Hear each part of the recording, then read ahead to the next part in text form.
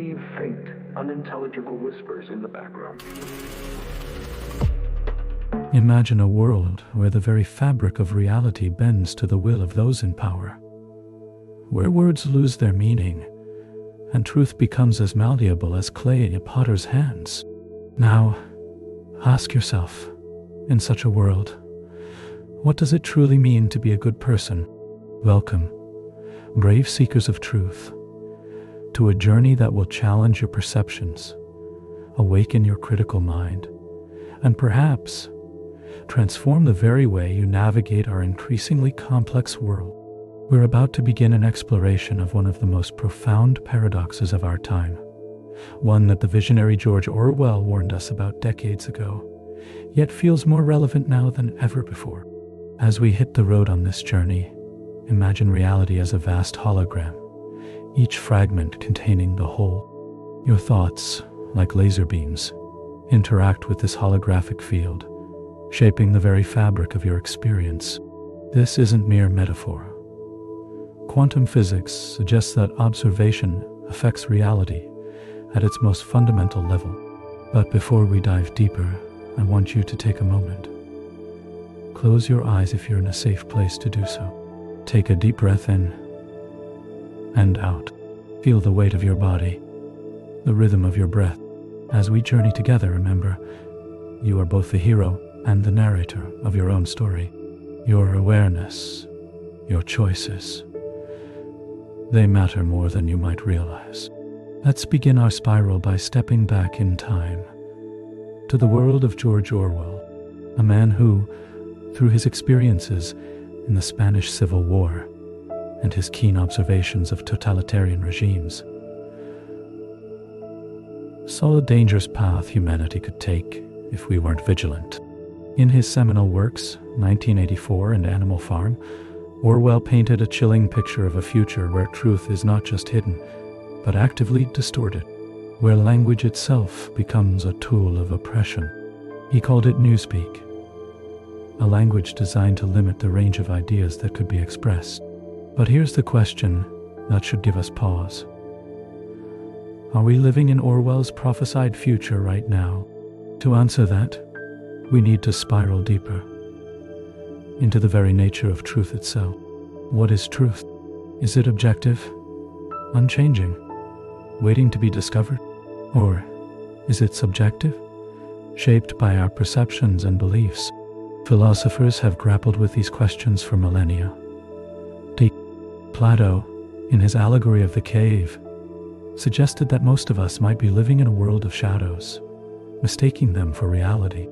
But, unlike Plato's cave dwellers, we face a more insidious challenge: the active manipulation of those shadows. In our modern world, truth seems to have become a matter of perspective, of opinion. We hear phrases like alternative facts and post-truth era. But let me ask you this: if everyone's truth is equally valid, does truth itself lose all meaning? Close your eyes for a moment. Visualize truth as a shimmering, multifaceted crystal.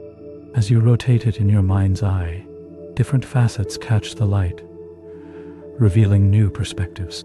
Notice how the interplay of light and shadow creates a dance of perception.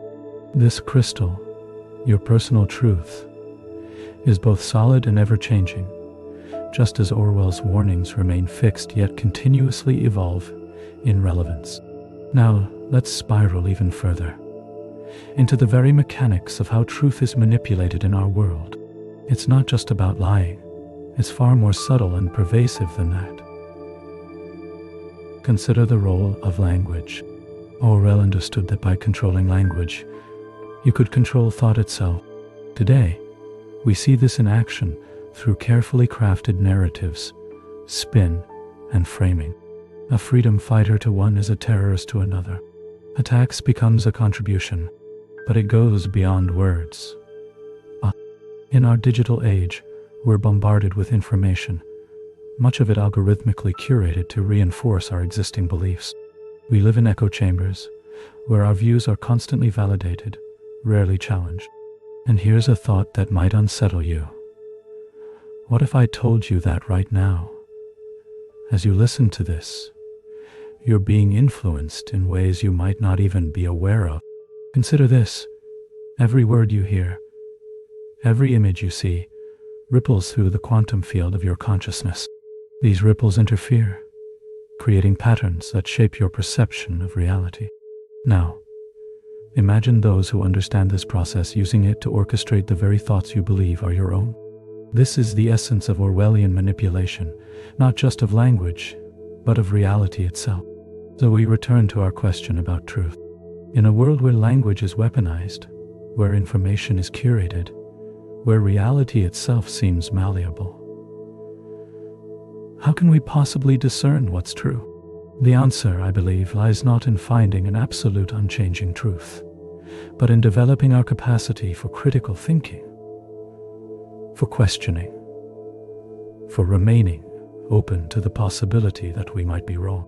And this brings us back to Orwell's warning. He didn't just predict a dystopian future. He gave us the tools to prevent it. By making us aware of how language and information can be manipulated, he empowered us to resist. But resisting isn't easy.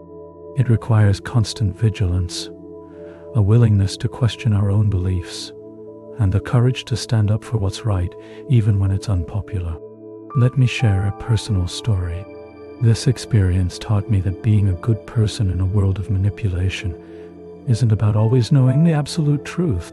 It's about staying curious, remaining humble, and always being willing to learn. So how do we transform ourselves to navigate this complex world? How do we embody the paradox of being good in a world that often rewards deceit? Develop critical thinking. Question everything, especially your own beliefs.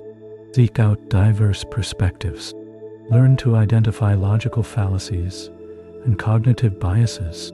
Cultivate quantum awareness. Recognize that your observations and intentions interact with reality at a fundamental level. Practice being a conscious creator rather than a passive observer. Develop reality hacking skills. Learn to identify and rewrite limiting beliefs and societal programming. Use techniques like reality transurfing to navigate the flow of life events. Engage in shadow work. Confront and integrate the aspects of yourself you've been conditioned to reject. This internal alignment makes you less susceptible to external manipulation. Practice media literacy. Understand how media works, how narratives are constructed. Learn to fact-check and cross-reference information. Cultivate intellectual humility. Recognize that you might be wrong. Be willing to change your mind when presented with new evidence. Remember, every time you choose truth over comfort, every time you question a convenient narrative, you're not just changing yourself, you're changing the world. As we prepare to return from our journey, feel the weight of the insights you've gained. Notice how your perception of time has shifted during our exploration. What felt like moments may have been a profound inner voyage. The you that began this journey and the you that ends it, separated by a lifetime of understanding, yet occupying the same moment in time. In this eternal now, you hold the power to reshape your reality. Every choice, every thought, ripples through the holographic field of existence. Will you be a passive player in Orwell's prophesied world, or a conscious creator of your own reality? As we spiral back to where we began, let's revisit our original question. What does it mean to be a good person in a world where truth is manipulated? Perhaps it's this: to be a beacon of integrity in a sea of deception, to have the courage to face uncomfortable truths, to remain compassionate, even as we become more discerning. Orwell's warning wasn't just a prediction, it was a call to action, and that call echoes louder today than ever before. As he said, in a time of deceit, telling the truth is a revolutionary act. So I leave you with this challenge. In the coming week, question one belief you hold dear. Seek out a perspective that challenges your worldview. Engage in a respectful dialogue with someone you disagree with. Remember, the power to shape reality doesn't just lie with those at the top. It lies with each of us, in every choice we make, in every truth we uphold. The journey doesn't end here. In fact, it's just beginning. As you go about your day, stay vigilant, stay curious, and above all, stay true to yourself. For in the end, the greatest revolution starts not in the streets, but in the mind of a single individual who dares to think differently.